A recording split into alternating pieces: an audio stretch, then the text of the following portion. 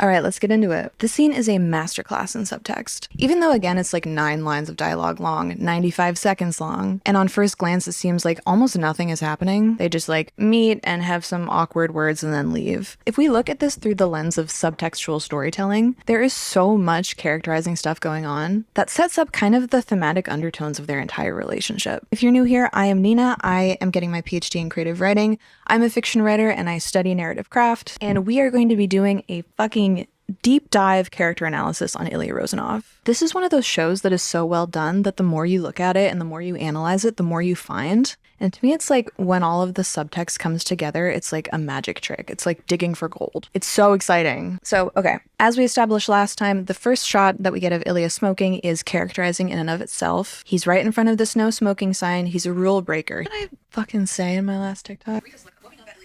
I'm going to try not to summarize everything that I said in the last video, but we can tell again that Ilya is slightly reckless, he's slightly self-destructive, also has this sense of arrogance. I said before, and I will say again, that Ilya is a deeply insecure character, but arrogance and insecurity aren't inverses of each other, they're kind of like sisters. Ilya's smoking, he has his back to Shane, he is struggling to light a cigarette. This is a nitpick. I know that this show had a shoestring budget. I honestly think that it is much better for having the small budget that it did, because I really do think that like constraint and boundaries breed creativity, which is exactly why I think that like the movies that we see at the theater that have like many hundreds of million or even like $1 billion budgets where they can do anything and there's no constraint, those to me often come off as like very boring and flat. As I was saying though, in this scene, it does always kind of bother me when we have a scene that's supposed to be happening in like the dead of winter or in the cold. Like this one, we can see the snow on the ground, they're wearing hats and coats, but we don't see their breath. This is common. You know, seeing a character's breath really adds to the immersion of like, this is a cold scene. The fact that it's not here, that's fine, whatever. Just something to point out. So Shane comes forward and he's like, Ilya Rozanov? Whoa. Shake my hand. It's so funny. What Shane is doing is the weird thing. He's kind of breaching the social contract here. When Shane introduces himself, Ilya is taken aback by this, to say the least. He has this like really uncomfortable expression on his face. He takes a second before extending his hand back out. And this is where we can see some of the like storytelling changes and choices that were made in production. In the show and even in the book itself, it's not really about the hockey. The hockey is more like a backdrop to the romance, and I think that they know their audience. But because we don't see a lot of like how they interact with the sport, a lot of the like important character stuff is related to their history as hockey players. And because we don't see that necessarily on the screen, it's more just like this assumed subtext that can easily be missed if we don't do character deep dives like this. So to understand like the subtext of a scene through character study, it's important that we think about what the character's motivations are coming into the scene. Upon entering any scene where characters interact with each other, each character has something that they want out of the conversation. How do they want this to go? What do they want the end goal to be? And where this becomes really interesting, specifically in the context of this show, is a major theme of this story in particular is how we lie to each other and to ourselves. It's like the characters themselves alongside the audience are trying to parse out how they feel. Like, what is real and what is performance? How difficult must it be to figure out what you truly feel in your heart and in your body when your life is subsumed by these forces of like fame and fortune, internalized and externalized societal homophobia, trauma and insecure attachment, and fear of intimacy, fear of getting hurt. The story is not simple, the character arcs are not simple. And it becomes so much more rewarding when you can follow these breadcrumbs to track like the small in-scene shifts in character understanding and character motivation. And I hope you guys will stay with me on this, but Ilya is a little bit malicious at the beginning of this story. I'm going to get into it, but he is like playing with Shane's feelings and using his own sensuality and sexuality to manipulate him. It's like, just because somebody performs manipulation doesn't mean that they're evil. It just means that they're like people using their resources for their own motivations, right? Especially this character who is like so traumatized, who like doesn't even understand his own emotions. You know what they say, like hurt people hurt people? This is a hurt person. The characters are not in love from the beginning. They are not tender or even nice. But that doesn't make this a worse love story. I honestly think it makes it a much better love story. Because these characters are representing the complexity of humanity. They're traumatized and weird and afraid and passionate, and it takes them a hell of a long time to come to terms with their emotions. And we as audiences love to watch that process. I teach college English and creative writing, and I know that I'm like going into teacher mode right now. But since the first instances of human storytelling, we are attracted to characters who undergo change and arcs, because change is kind of like the only constant in our world. Octavia Butler, God is change. Let's move on. Let's try to think about what Ilya's motivation is and his understanding of Shane is coming into this scene. So these guys are rivals. It will come as probably no surprise to anyone that I know nothing about sports. So I was Googling and I was trying to find examples of like famous rivalries so that I might understand better like what a rivalry like this might feel like. And I was getting a lot of sports stuff that I didn't get. But then I was diving deeper and I started getting instances of like rivalries in fiction. And I was like, oh, okay, this I can understand. I was getting reference to like Sherlock and Moriarty, Harry and Draco. Also, very funny that these are rival characters that have like thousands and thousands of like slash fanfics written about them. I guess we love to ship rivals. Anyway, these guys have a contentious relationship. They are competitive. Something that is innately characterizing about them is the fact that they are the best hockey players in the world. You do not accidentally become the best hockey player in the world. It is going to be selected for a personality that is incredibly competitive and incredibly driven. So these are basically the only things that we know about them at the very beginning. The world is setting them up as rivals. They've never met, but they have this like understanding that they are contentious. And so when Shane comes up to Ilya, he's like very taken aback and suspicious. We see in the next scene when the like sports announcer is describing Ilya, he's like, Ilya is a player who likes to get under other players' skins. Hockey is like pretty famous for hockey fights. There's a lot of shit talking. There's a lot of like psychological warfare that they do in order to like try to get an advantage. And so Ilya is so suspicious. He's like, am I being pranked? Are you trying to psych me out? What the fuck are you doing? Shane is a character who is legitimately like good and open, like to his core unpretentious, and doesn't buy into the whole rivalry thing, when Ilya totally does. And it's going to come up a lot more in this series, but like how we understand the very different environments in which these characters were raised influences and makes a lot of sense about like the type of people that they end up becoming and their mindsets about things. So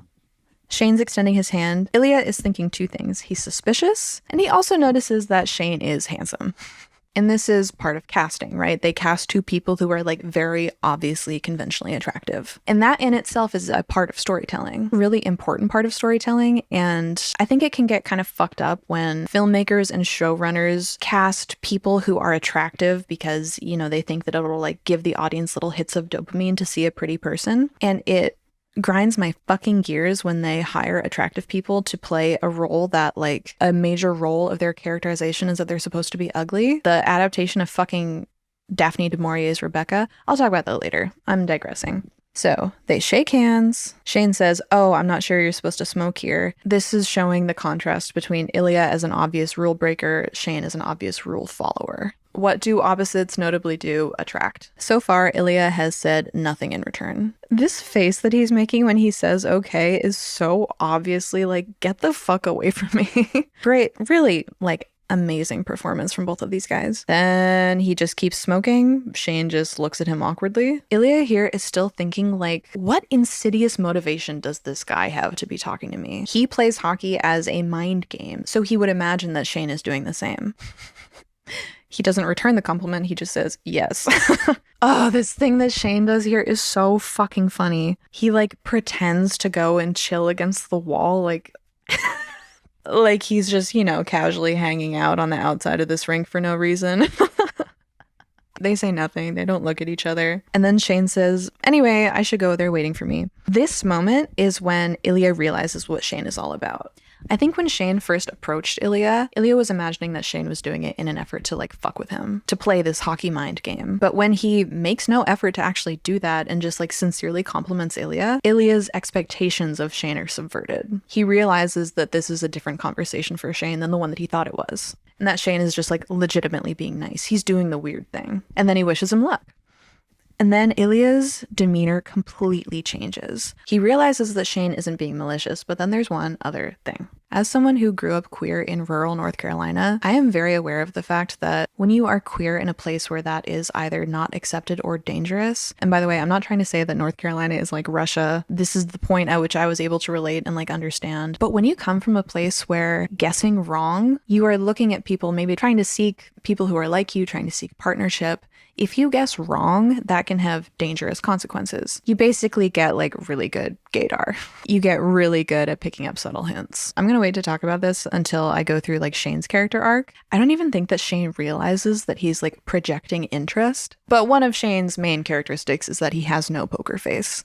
Ilya sees right through him. Also, like, children of abuse have to get really good at reading people because it is a matter of safety. Children of abuse often become hypervigilant, hyper-aware of tiny shifts in other people's demeanor because their body is inherently worried about their own safety. What's strange and interesting about the process of creative writing is that so much of it is about understanding and representing human psychology. So if we look at Ilya's face at the beginning of the scene versus now, his demeanor, it's a 180. Here in this shot with his cigarette, he's giving Shane those like sleepy eyes. He has shifted into seductive Ilya. This is an Ilya that we will see a lot over the course of this show. As a child of abuse, as someone who is traumatized, and as I will argue later, deeply insecure, Ilya, who was like blessed by his good looks, uses them, weaponizes them, has built up this like confident seductiveness that he uses to self-soothe, bolster his own self-esteem, feel a sense of power and escapism. So in this moment when he's looking at Shane, realizing that Shane is into him, he's like,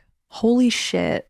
How much power did I just accrue in this one moment? Remember when he said that he likes danger and he likes trouble? Literally, what could be more dangerous and what could be more trouble than fucking your arch rival? That's exciting to him. Also, it's probably like monumentally validating that this guy who has been set up as his rival, been set up to dislike him, is actually into him. Ilya's little insecure heart is like, oh. So he's like, I'm gonna crack my arch rival. The other thing to note here is his competitiveness. The idea that he might be able to seduce his arch rival, him weaponizing his seductiveness, his sexual confidence, what would be a more validating conquest than to him, again, crack his arch rival? And then on the other side of that, in the next scene, we get the sports announcer saying that Ilya is a hockey player who engages in mind games. He likes to get under other players' skins. He also, in this moment, is probably thinking like, damn, I have an advantage over my rival now. How could Shane's obvious attraction to me help me beat him at hockey? And honestly, I think it kind of works. Moving on to the last line of dialogue. Also, Shane does this very funny thing multiple times where he like shakes hands twice because he's very awkward. Ilya is really giving him those fuck me eyes, dude. It's crazy. I don't think I've ever seen a character on TV that has performed this seductive aura more strongly. And so the last line, he says, "You will not be so nice when we beat you." This is another little subversion of expectations for like first-time watchers. Ilya doesn't really talk during this scene. When he does talk, he's using this strong accent. So the audience, as well as Shane, might be thinking like, oh damn, I don't actually know if this guy knows English. And they think maybe he's acting so weird because he doesn't know English. But then with this line, he's showing that he does understand everything that Shane is saying. And the fact that he was like not replying and replying with monosyllables earlier was just him being like standoffish and not that he didn't understand. He's pointing out that it's like kind of weird that Shane is being nice. He is doubling down on the fact that to him, this interaction is about competition in hockey. And he's also saying, I'm going to beat you, which I talked about in my first video, but again, it's so funny for him to be brazenly smoking. And I do understand that it's a cultural thing and that elite Russian hockey players around this time were known to smoke, but even then it was still like a bit of a minor scandal. It definitely wasn't like the normal thing, but he's cocky Ilya. He's openly smoking. He says, look at you with your macrobiotic diet. I fucking rip cigarettes. I'm still gonna beat your ass. The last thing I'll say about this scene is that because Ilya has a relationship with his abusive family that puts him into a very submissive role, being dominant in hockey or otherwise is a way that he has found to exert agency. So he is so excited when he realizes that he has this power over Shane. And also the fact that Shane is so like nice and gentle. I think that Ilya is very excited to think that an outcome of this interaction could be that he dominates Shane in hockey as well as otherwise.